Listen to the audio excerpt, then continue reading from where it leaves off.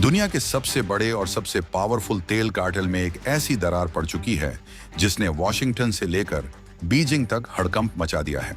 America, चीन, रूस और ईरान जैसे दिग्गज देश अभी अपनी अगली चाल सोच ही रहे थे कि बीच समंदर से एक ऐसी खबर आई जिसने पूरी दुनिया की इकोनॉमी के पैरों तले जमीन खिसका दी है। एक ऐसा फैसला जिसने ग्लोबल ऑयल मार्केट के किंग कहे जाने वाले देशों की रातों की नींद उड़ा दी है। क्या आपने कभी सोचा है कि अगर दुनिया के पेट्रोल डीजल का स्विच कंट्रोल करने वाला सबसे बड़ा ग्रुप ही टूट जाए तो क्या होगा? आज वही हो रहा है। सवाल यह है कि क्या यह सिर्फ एक इत्तेफाक है या फिर इसके पीछे कोई बहुत बड़ा माइंड गेम चल रहा है? और सबसे बड़ी बात, इस पूरी उथल पुथल के बीच भारत के हाथ वो कौन सा जैकपॉट लग गया है जिसने रातों रात भारत की किस्मत बदलने के संकेत दे दिए हैं? मुद्दा सीधा है और बहुत बड़ा है। संयुक्त अरब अमीरात यानी यूएई ने तेल की दुनिया के सबसे ताकतवर संगठन ओपेक को छोड़ने का जो ऐलान किया है वो कोई मामूली खबर नहीं है। 1 मई 2026 की यह तारीख इतिहास में दर्ज होने वाली है, क्योंकि इसी दिन से तेल की राजनीति का वो पुराना दौर खत्म हो जाएगा जहां कुछ देश मिलकर पूरी दुनिया की जेब काटते थे।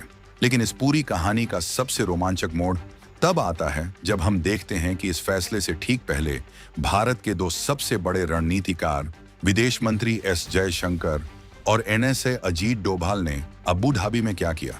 क्या मोदी सरकार को इस धमाके की खबर पहले से थी? क्या जयशंकर के उस गुप्त दौरे ने ही इस खेल की स्क्रिप्ट लिखी थी? आज एक एक राज से पर्दा उठेगा। अब जरा इस मंजर को गहराई से समझिए।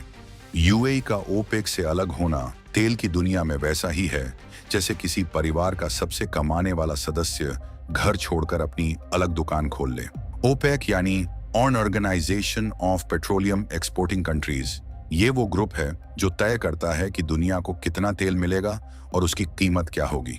लेकिन यूएई ने कह दिया है कि बस बहुत हुआ, अब हम अपनी मर्जी के मालिक होंगे। 1 मई 2026 से यूएई पर ओपेक का कोई नियम, कोई कोटा लागू नहीं होगा।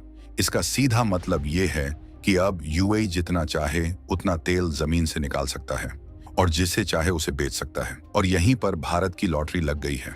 भारत के लिए यह खबर किसी वरदान से कम नहीं है, क्योंकि यूएई भारत का वो यार है जो मुश्किल वक्त में हमेशा साथ खड़ा रहा है। लेकिन रुकिए, ये मामला इतना सीधा नहीं है जितना दिख रहा है। यूएई ने यह कदम आखिर उठाया क्यों? और भारत के लिए यह भयंकर गुड न्यूज कैसे बन गया? असल में ओपेक के अंदर सऊदी अरब की दादागिरी काफी समय से चल रही थी। सऊदी चाहता था कि तेल का उत्पादन कम रहे ताकि कीमतें आसमान छूती रहें, लेकिन यूएई का प्लान अलग था। यूएई ने अरबों डॉलर खर्च करके अपनी तेल निकालने की क्षमता बढ़ा ली है और अब वो ज्यादा से ज्यादा तेल बेचकर पैसा कमाना चाहता है। यूएई का ओपेक छोड़ना मतलब तेल बाजार का आजाद होना है, और जब बाजार आजाद होता है तो फायदा हमेशा बड़े खरीदार को होता है। भारत दुनिया का तीसरा सबसे बड़ा तेल खरीदार है। अब सोचिए, जब हमारा सबसे करीबी सप्लायर बिना किसी पाबंदी के तेल बेचेगा तो भारत के पेट्रोल पंपों पर इसका क्या असर होगा? क्या यह भारत के लिए सबसे सस्ता तेल पाने का गोल्डन चांस है? इस पूरे गेम का जो सबसे बड़ा सस्पेंस है वो है भारत की डिप्लोमेटिक स्ट्राइक। जब दुनिया को कानों कान खबर नहीं थी, तब भारत के संकट मोचक अजीत डोभाल और दिग्गज एस जयशंकर अबू धाबी में यूएई के बड़े नेताओं के साथ बंद कमरों में मीटिंग कर रहे थे। उस मीटिंग की जो तस्वीरें सामने आई थीं, वो तो बस एक झांकी थी। असली फिल्म तो अब शुरू हुई है। भारत ने इस बदलाव को पहले ही भांप लिया था। मोदी सरकार जानती थी कि मिडिल ईस्ट में जिस तरह के हालात बन रहे हैं, ईरान और इजराइल के बीच जो तनाव है और हॉर्मुज स्ट्रेट में जो खतरा मंडरा रहा है, उसके बीच भारत की एनर्जी सिक्योरिटी को कोई बड़ा झटका लग सकता है।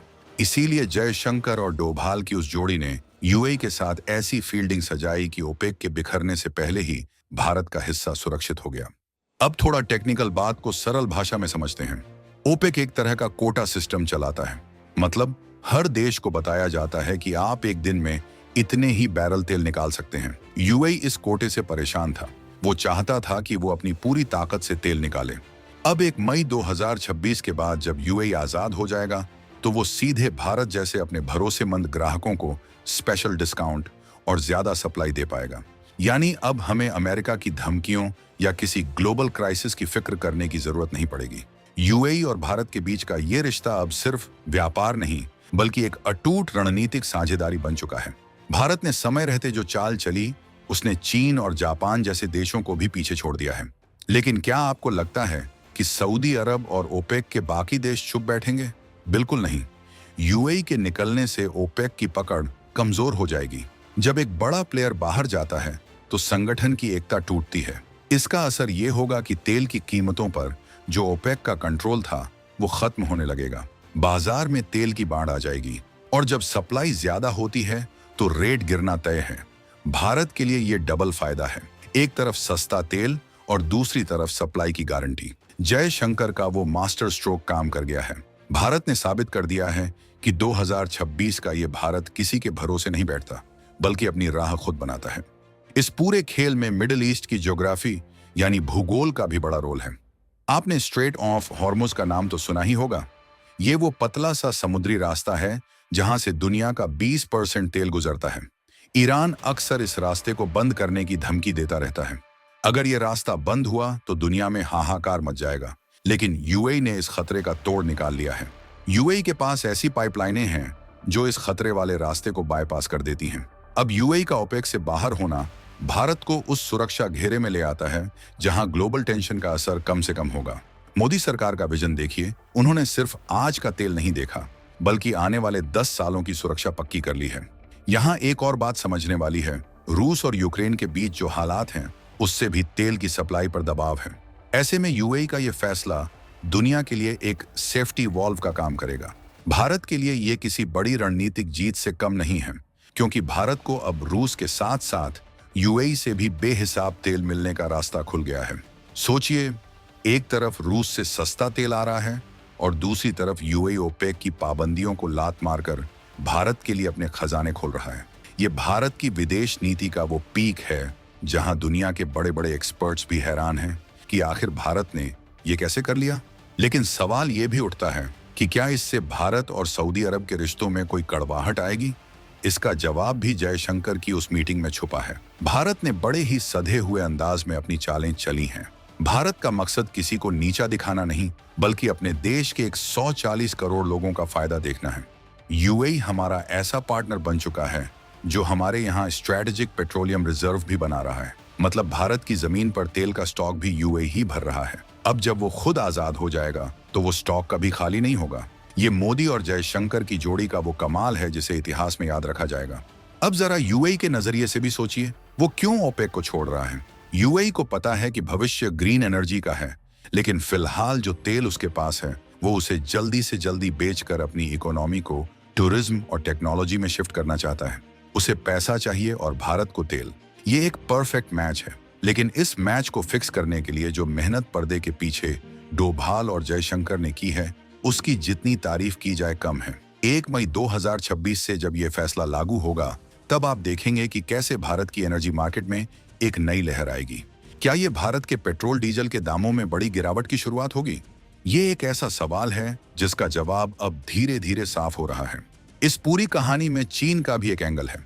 चीन भी तेल का बड़ा प्यासा है और वो भी यूएई पर डोरे डाल रहा था।